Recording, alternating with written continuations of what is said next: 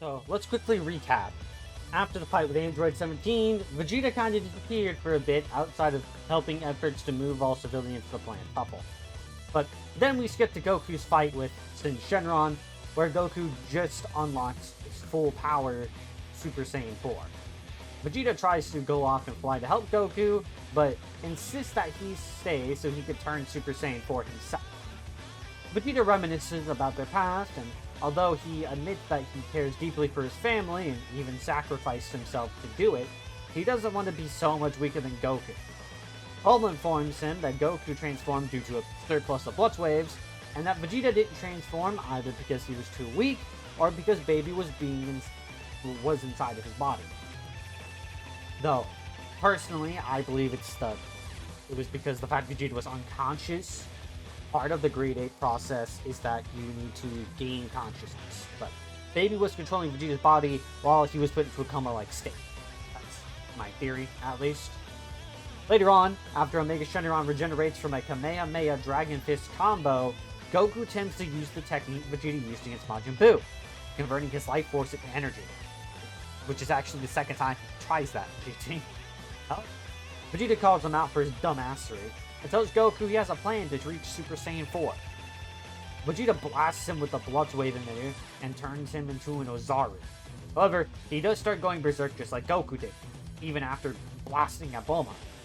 However, what took Goku over an episode to achieve took Vegeta about 2 minutes, and he achieved Super Saiyan 4. Everyone is shook at their power, and even Omega is pushed back for a moment. However, Vegeta admits that if they were to attack them together, they would die. From there, they fuse into Gogeta, but then they unfuse. After they unfuse, Vegeta and the others continue to fight. However, ultimately, Goku ends up seemingly dying. Even as a normal Super Saiyan, Vegeta fights to the very end, and he even has a moment where he's crying because he doesn't want to lose his second home like he did Planet Vegeta. He gets a hole in his shoulder, bleeding out, while everyone else is unconscious. Vegeta would still get up, though, and try to fight Omega, but as soon as he senses Goku's about to blast Omega, he gives Goku a shot. The series ends with a mutual respect, and Goku passes on the security of Earth to Vegeta, while he goes off the land somewhere unknown to us.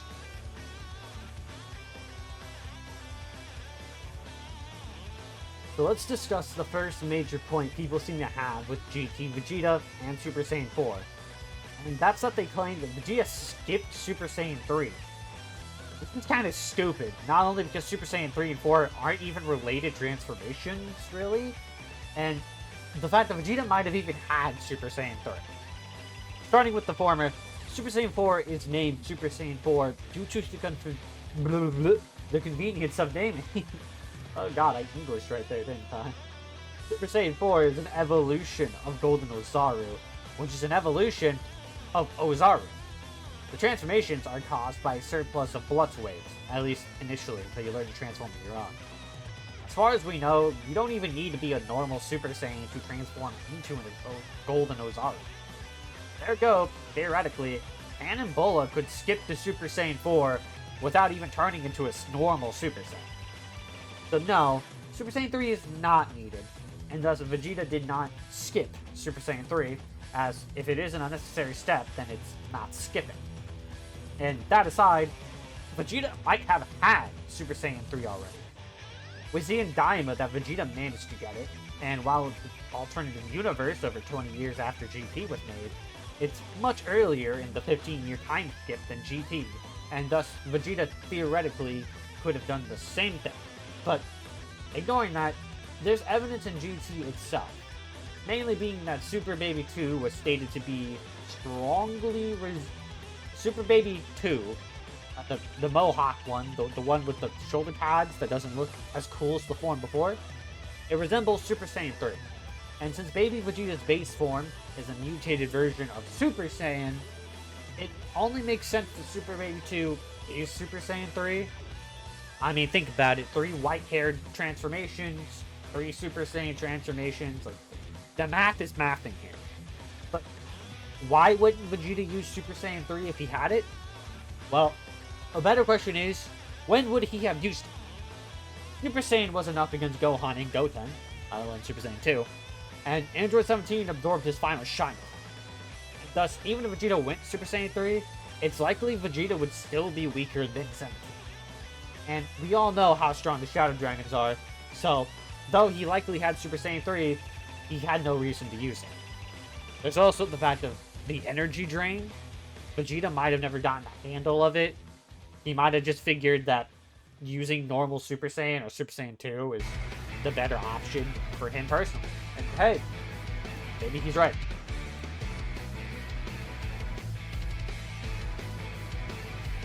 Next, to discuss if Vegeta earned Super Saiyan 4.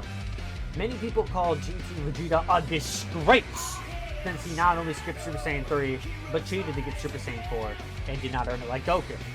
Well, we already talked about that, but Vegeta always trains to achieve his forms by himself, apparently, with no help from anyone. And let me tell you, all of those people didn't pay attention or watch GT. 1 to 10. But then again, these are Dragon Ball fans. They don't even watch their own show. So, fair enough, I guess. Maybe they're spit. People say Vegeta cheated by using the Blutz Wave generator. All that did was give him the Blutz Waves that he needed, or that he would have gotten, making an artificial moon.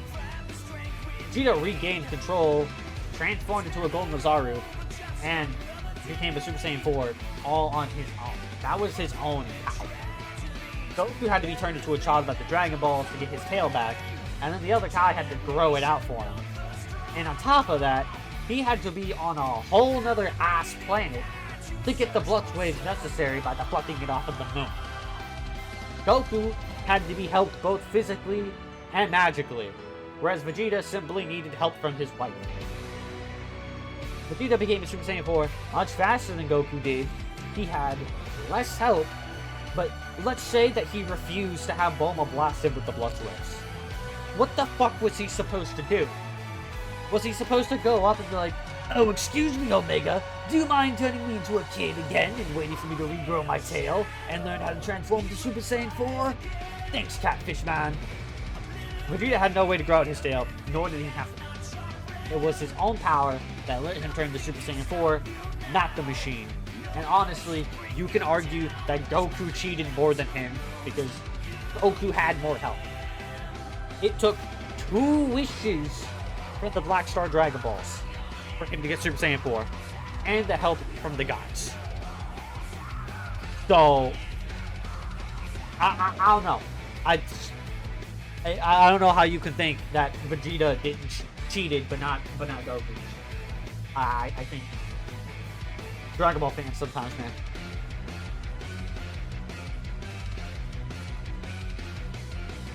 So to recap, Vegeta did not skip Super Saiyan 3, and he did not get the chance. Like, he didn't get the chance to get Super Saiyan 4 naturally. He did not cheat. He earned it. Vegeta was not in a circumstance to be picky, and he arguably earned it more than even Goku. If Vegeta did have his tail, still, he could have defeated Super 17 with Goku. Maybe fought off Ice or Nova Shenron, and assisted Goku with his battle with Shin. Shin? Shin. Maybe I'll make a what if on that, but I hope this video puts GT Vegeta in a better light, because honestly, dude gets way too much hate. Respect GT Vegeta, he's the best friend.